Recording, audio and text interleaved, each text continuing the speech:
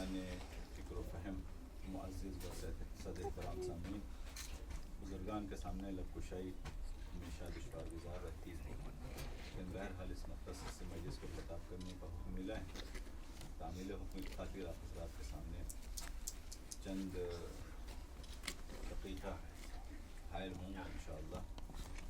اس سے قبل کہ میں اس آیت کے ذیل میں آپ کے سامنے معروضات بیان کروں، التماس ہے ایک مرتبہ سورہ حمد اور 3 مرتبہ سورہ اخلاص کی تلاوت فرما کر شہید پرویز احمد ابن جواد علی مرحوم کے روح سال فرما۔ بسم اللہ الرحمن الرحیم۔ عید کی ایک آیت کی جس میں خداوند عالم چند نشانیوں کرنے والے، عبادت گزار، حمد کرنے والے، راہ خدا میں سفر کرنے والے، رکوع کرنے والے، سجدہ کرنے والے، امر بالمعروف کرنے والے اور حدود خدا کی حفاظت کرنے والے، ان سب کے لیے بشارت۔ اس سے قبل کی آیت میں خداوند عالم نے یہ ارشاد فرمایا کہ ان اللہ اشتری من المؤمنین انفسهم واموالهم، کس کے مقابلے میں؟ بان لهم الجنہ، کہ خداوند عالم نے مومنین سے ان کے نفوس کو خرید لیا ہے، ان کے اموال کو خرید لیا ہے، کس کے مقابلے میں؟ جنت کے مقابلے میں، یعنی ان کی جانوں کو لے گا تو خداوند عالم نے جنت سے سرفراز فرمائے گا۔ اور اس کے بعد یہ پوری نشانیاں، یہ پوری علامات جو خداوند عالم نے ذکر کی کہ توبہ کرنے والے، عبادت کرنے والے، حمد کرنے والے، راہ خدا میں سفر کرنے والے، سجدہ کرنے والے، رکوع کرنے والے اور خداوند عالم کے حدود کی حفاظت کرنے والے، یہ ساری صفت بیان کی۔ عزیزان گرامی، خداوند عالم چاہتا تو ایک کردار ذکر کر دیتا، ایک نام ذکر کر دیتا کہ یہ آدمی وہ ہے کہ جو سجدہ کرنے والا ہے، یہ آدمی وہ ہے جو رکوع کرنے والا ہے، یہ آدمی وہ ہے جو یہ نمازیں پڑھنے والا ہے، یہ توبہ کرنے والا ہے۔ 2-4 نام ذکر کر دیتے اور بات ختم ہو جاتی، لیکن خدا نے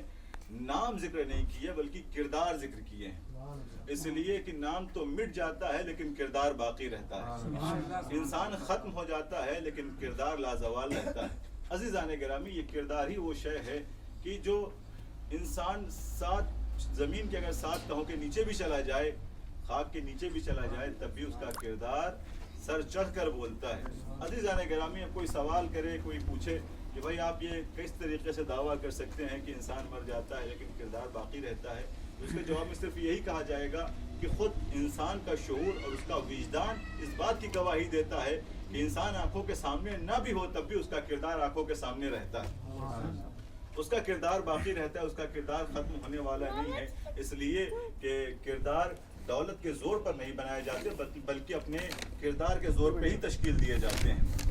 اگر کردار دولت کے زور پر بنائے جاتے تو اہل بیت کا نام ختم کر دیا گیا ہوتا۔ عزیزان گرامی، اہل بیت کے کردار کو ختم کرنے کے لیے کتنی کوششیں کی گئیں، اہل بیت کے کردار کو مٹانے کے لیے کتنے صحیح کی گئی، کتنے قلم خریدے گئے، کتنے مورخ خریدے گئے، کتنے سروں کو خریدا گیا، کتنے لوگوں کو خریدا گیا، لیکن وہ لوگ جو بکنے والے تھے وہ ختم ہو گئے اور اہل بیت کا کردار ابھی تک باقی ہے۔ عزیزان گرامی، جانے والا اس دنیا سے چلا جاتا ہے، اس کا کردار باقی رہتا ہے، اگرچہ وہ مرحومین کے جو ہمارے سامنے سے گزر گئے ہوں لیکن ان کے کردار ابھی بھی باقی ہیں۔ اس کی دلیل یہ ہے کہ کبھی بھی ذکر خیر آتا ہے تو ہم یہ کہتے ہیں،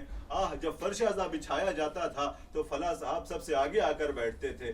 جب کبھی جلوس نکلتا تھا تو فلاں صاحب کیا بہترین آواز میں نہا پڑھتے تھے، کیا آواز میں درد ہوتا تھا۔ ذکر خیر کے ذریعے سے ان کے کردار کو اپنے سامنے رکھتے ہیں، بظاہر وہ ہمارے سامنے نہیں ہیں لیکن ان کا کردار ابھی تک باقی ہے، ان کا کردار ختم ہونے والا نہیں ہے۔ عزیزان گرامی، اسی لیے خداوند عالم نے قرآن مجید میں کردار کو ذکر کیا، نام کو ذکر نہیں کیا، کیونکہ ہو سکتا ہے کہ نام ختم ہو جائے اور نام میں اشتباہ بھی پیدا ہو سکتا ہے لیکن کردار باقی رہے گا، کردار کبھی ختم نہیں ہوگا، کردار لازوال ہے۔ عزیزان گرامی، اب یہاں پر ایک اعتراض کا جواب بھی مل جاتا ہے کہ لوگ کہتے ہیں کہ اگر اتنا مرغوب تھے، اتنا محبوب تھے خداوند عالم کا اہل بیت تو ان کے نام کیوں نہ لکھ دیے؟ علی کا نام لکھ دیا ہوتا، فاطمہ کا نام لکھ دیا ہوتا، حسنین کا نام لکھ دیا ہوتا، بات ختم ہو جاتی، ہم سمجھ لیتے کہ اس سے مراد علی ہیں۔ لیکن عزیزان گرامی، اب اس کا جواب میں بہت سے جواب دیے گئے ہیں لیکن ان جواب میں ایک جواب بڑا بچکانہ معلوم ہوتا ہے کہ اگر خداوند عالم اہل بیت کے اسماء کو قرآن میں رکھ دیتا تو قرآن تحریف کا شکار ہو جاتا۔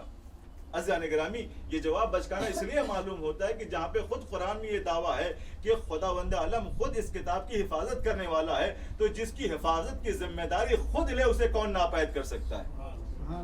اور کیا خدا اتنی قدرت بھی نہیں رکھتا کہ جس چیز کو بچانے کی وہ ذمہ داری لے اس کو بچا سکے؟ لہٰذا یہ اشکال کہیں سے بنتا ہی نہیں ہے کہ اگر اہل بیت کے اسماء اس میں وارد ہو جاتے اور خداوند عالم ذکر کر دیتا تو پھر یہ قرآن تحریف کا شکار ہو جاتا ہے. لے کر آخر تک، دنیا کے وجود سے لے کر دنیا کے ختم ہونے تک کا علم رکھتا ہے. اس کی حکمت میں یہ بات تھی کہ اگر اہل بیت کا اسم، اہل بیت کا نام قرآن مجید میں ہم نے ذکر کر دیا تو ہو